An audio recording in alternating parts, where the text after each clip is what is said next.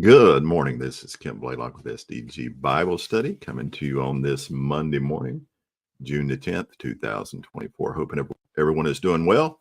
Well, for me, it's back to work today after a month off after hernia surgery. I am back to work this morning, so I'm thankful for that. So that's why we're up bright and early. That's why it's dark outside, but we're excited to be getting back to work. This morning, we will be continuing in the Robert Murray M'Cheyne one-year reading plan. We're going to be in 4 chapters this morning. We're going to be in Deuteronomy chapter 17, Psalms 104, Isaiah 44, and Revelation chapter 14. So join me this morning as we read God's word together. Deuteronomy chapter 17. You shall not sacrifice to Yahweh your God an ox or a sheep which has a defect or any blemish, for that is an abominable thing to Yahweh your God. If there is found in your midst in any of your gates of the towns which Yahweh your God is giving you, a man or woman who does what is evil in the sight of Yahweh your God by trespassing against his covenant, and has gone and served other gods and worshiped them, or the sun, or the moon, or any of the heavenly hosts which I have not commanded, and if it is told to you, and you have heard of it, then you shall inquire thoroughly. Behold, if it is true, and the matter is confirmed, that this abomination has been done in Israel, then you shall bring out that man or that woman who has done this evil deed to your gates. That is the man or the woman, and you shall stone them, and they will die. On the mouth of 2 witnesses or 3 witnesses, he who is to die shall be put to death. He shall not be put to death on the mouth of 1 witness.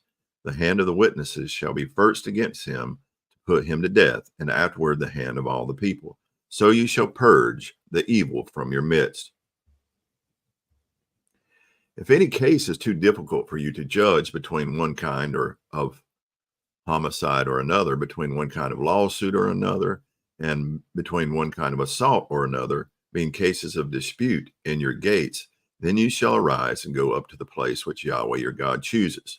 So you shall come to the Levitical priest or the judge who is in office in those days, and you shall inquire of them, and they will declare to you the judgment in the case. And you shall do according to the terms of the judgment, which they declare to you from that place which Yahweh chooses. And you shall be careful to do according to all that they teach you, according to the terms of the law which they teach you, and according to the judgment which they tell you. You shall do. You shall not turn aside from the word which they declare to you, to the right or to the left. And the man who acts presumptuously by not listening to the priest who stands there to minister to Yahweh your God or to judge, that man shall die. Thus you shall purge the evil from Israel. Then all the people will hear and be afraid, and will not act presumptuously again. When you enter the land which Yahweh your God gives you, and you possess it and live in it, and you say, I will set a king over me like all the nations who are around me, you shall surely set a king over you whom Yahweh your God chooses. One from among your brothers you shall set as king over yourselves. You may not put a foreigner over yourselves who is not your brother. Moreover, he shall not multiply horses for himself, nor shall he cause the people to return to Egypt to multiply horses. Yahweh has said to you, you shall never again return that way. And he shall not multiply wives for himself, or else his heart will turn away, nor shall he greatly increase silver and gold for himself. Now it will be when he sits on the throne of his kingdom that he shall write for himself a copy of this law on a scroll in the presence of the Levitical priest.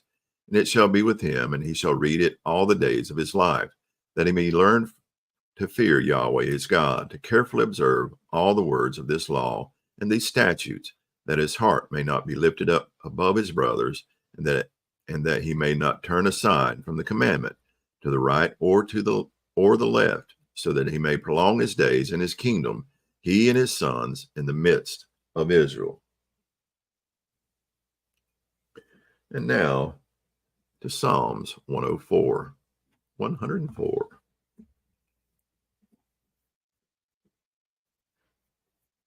Eyes are a little sleepy this morning, a little earlier than I've been getting up.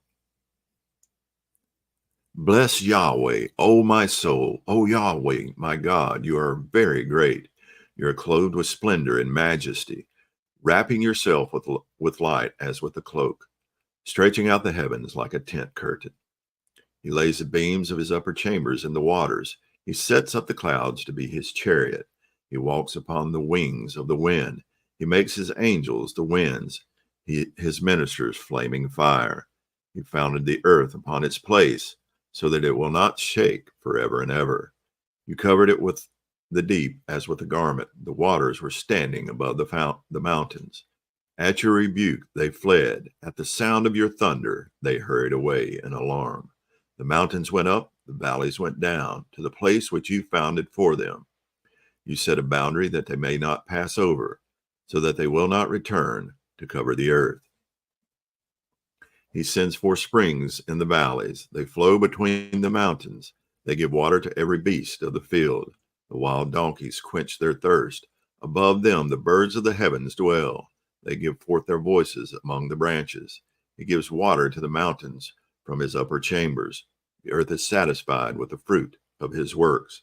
He causes the grass to grow for the cattle, and vegetation for man's cultivation, to bring forth food from the earth, and wine which makes man's heart glad, to make his face glisten more than oil, and food which sustains man's heart. The trees of Yahweh are satisfied, the cedars of Lebanon which he planted. Where the birds build their nests, the stork's home is in the fir trees. The high mountains are for the wild goats. The cliffs are a refuge for the Shephanim. He made the moon for the seasons. The sun knows the place of its setting. You appoint darkness so that it becomes night, in which all the beasts of the forest creep about. The young lions roar to go after their prey and to seek their food from God. When the sun rises, they gather together and lie down in their dens. Man goes forth to his work and to his labor until evening. How numerous are your works, O Yahweh!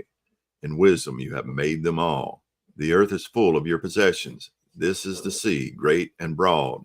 There the creeping things are without number, creatures both small and great. There the ships move along, and Leviathan, which you have formed to play in it. They all wait for you to give them their food in due season.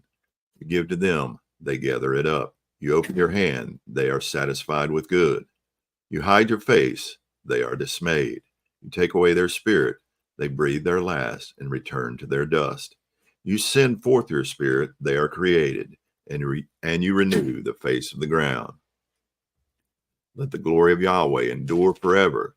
Let Yahweh be glad in his works. He looks at the earth, and it trembles. He touches the mountains, and they smoke. I will sing to Yahweh throughout my life. I will sing praise to my God while I have my being. Let my musing be pleasing to him. As for me, I shall be glad in Yahweh. Let sinners be consumed from the earth, and let the wicked be no more. Bless Yahweh, O my soul, praise Yah. Now to Isaiah chapter 44.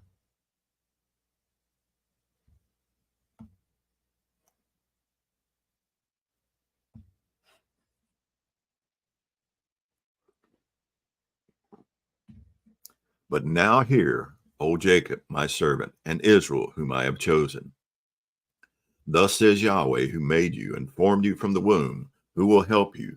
Do not fear, O Jacob, my servant, and you, Jeshurun, whom I have chosen. For I will pour out water on the thirsty ground and streams on the dry land. I will pour out my spirit on your seed and my blessing on your offspring. They will spring up among the grass like poplars by streams of water. This one will say, I am Yahweh's, and this one will call on the name of Jacob. And this one will write on his hand, belonging to Yahweh, and will name Israel's name with honor. Thus says Yahweh, the King of Israel and his Redeemer, Yahweh of hosts. I am the first and I am the last, and there is no God besides me. Who is like me, let him call out and declare it. Let him tell it to me in order, for the time that I established the ancient people, and let them declare to them the things that are to come and the events that are going to take place. Do not be in dread and do not be afraid. Have I not long since caused it to be heard to you and declared it? And you are my witnesses. Is there any God besides me, or is there any other rock? I know of none. Those who form a graven image are all of them futile, and their desirable things are of no profit. Even their own witnesses fail to see or know, so that they will be put to shame. Who has formed a god or cast a graven image to no profit? Behold, all his companions will be put to shame. The craftsmen themselves are mere men. Let them all assemble themselves. Let them stand up. Let them be in dread. Let them together be put to shame. The man crafts iron into a cutting tool and does his work over the coals, forming it with hammers and working it with his powerful arm.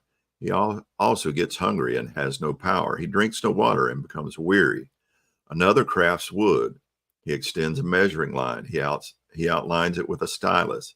He makes it with planes and outlines it with a compass and makes it like a form of a man, like the glory of man, so that it may sit in a house. In order to cut cedars for himself, he takes a cypress or an oak and raises it for himself among the trees of the forest. He plants a fir, and the rain makes it grow. Then it becomes something for a man to burn. So he takes one of them and warms himself. He also kindles a fire to bake bread. He also works to produce a god and worships it.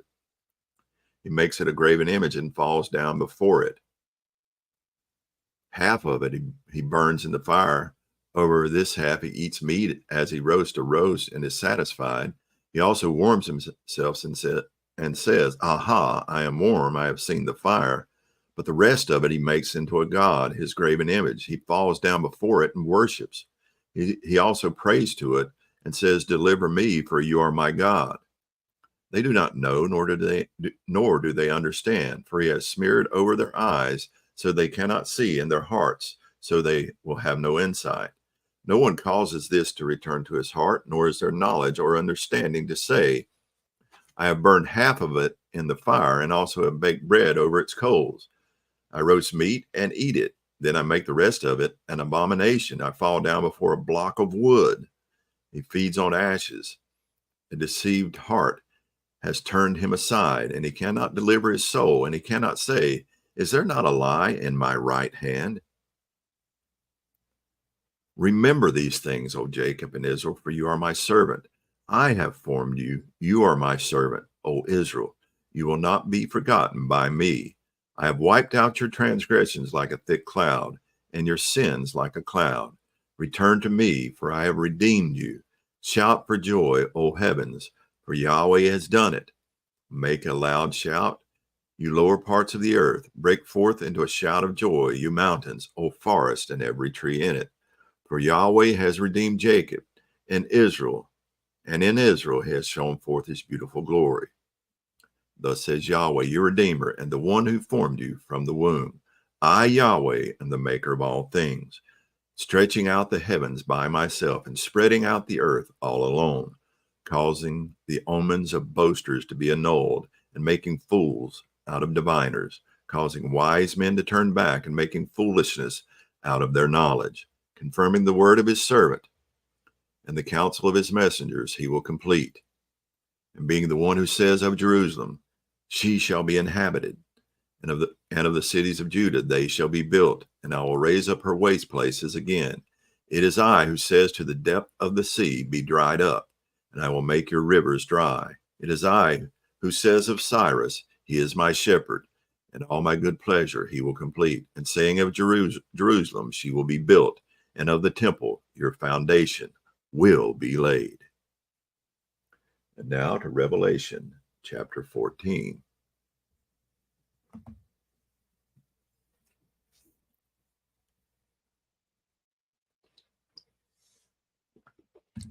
Then I looked, and behold, the Lamb was standing on Mount Zion, and with him 144,000, having his name and the name of his Father written on their foreheads. And I heard a voice from heaven like the sound of many waters and like the sound of loud thunder. And the voice which I heard was like the sound of harpists playing on their harps. And they sang a new song before the throne and before the four living creatures and the elders. And no one could learn that song except the 144,000 who had been purchased from the earth. These are the ones who are not defiled with women, for they are virgins. These are the ones who follow the Lamb wherever he goes. These have been purchased from among men as first fruits to God and to the Lamb. And no lie was found in their mouth. They are blameless. One second. Blurry vision this morning. Then I saw another angel flying in mid-heaven, having an eternal gospel to proclaim to those who inhabit the earth, and to every nation and tribe and tongue and people. And he said with a loud voice, "Fear God and give him glory, because the hour of his judgment has come. Worship him who made the heaven and the earth and sea and springs of water." And another angel, a second one, followed, saying, "Fallen, fallen is Babylon the Great, she who has made all the nations drink of the wine of the wrath of her sexual immorality." Then another angel, a third one, followed them, saying with a loud voice, "If anyone worships the beast and his image and receives a mark on his forehead or on his hand, and he also will drink of the wine of the wrath of God, which is mixed in full strength in the cup of his rage. And he will be tormented with fire and brimstone in the presence of the holy angels and in the presence of the Lamb. The smoke of their torment goes up forever and ever. They have no rest day and night, those who worship the beast and his image, and whoever receives the mark of his name. Here is the perseverance of the saints who keep the commandments of God and their faith in Jesus. And I heard a voice from heaven saying, "Write, blessed are the dead who die in the Lord from now on. Yes, says the Spirit, so that they may rest from their labors, for their deeds follow with them." Then I looked, and behold, a white cloud, and sitting on the cloud was one like a son of man, having a golden crown on his head and a sharp sickle in his hand. And another angel came out of the sanctuary, crying out with a loud voice to him who sits on the cloud, "Put in your sickle and reap, for the hour to reap has come, because the harvest of the earth is ripe." Then he who sits on the cloud swung his sickle over the earth, and the earth was reaped. And another angel came out of the sanctuary which is in heaven, and he also had a sharp sickle. Then another angel, the one who has authority over fire, came out from the altar, and he called with a loud voice to him who had the sharp sickle, saying, "Put in your sharp sickle and gather the clusters from the vine of the earth, because her grapes are ripe." So the angel swung his sickle to the earth and gathered the clusters from the vine of the earth and threw them into a great winepress of the wrath of God. And the winepress was trodden outside the city. Blood came out from the winepress up to the horses' bridles for a distance of 1,600 stadia. And that is going to conclude our reading from God's Word this morning. Hope you've enjoyed this reading. I know I have. I want to go back and just make an observation in Deuteronomy 17, something that was instructed for the kings. Let me find it there. All right. Statutes for the king. When you enter the land which Yahweh your God gives you, and you shall possess and live in it, and you say, "I will set a king over me like all the nations who are around me," you shall surely set a king over you, whom Yahweh your God chooses. One from among your brothers you shall set as king over yourselves. You may not put a foreigner over yourselves who is not your brother. Okay, now listen to this. Moreover, he shall not multiply horses for himself, nor shall he cause the people to return to Egypt to multiply horses. Yahweh has said to you, you shall never again return that way. And he shall not multiply wives for himself, or else his heart will turn away, nor shall he greatly increase silver and gold for himself. Interestingly enough, if you remember that Saul,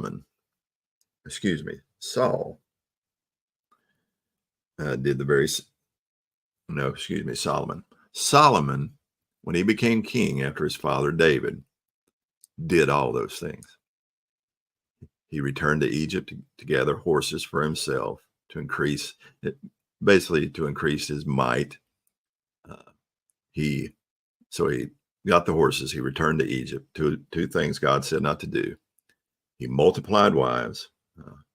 He had a multitude of wives and concubines, and he amassed great amounts of silver and gold.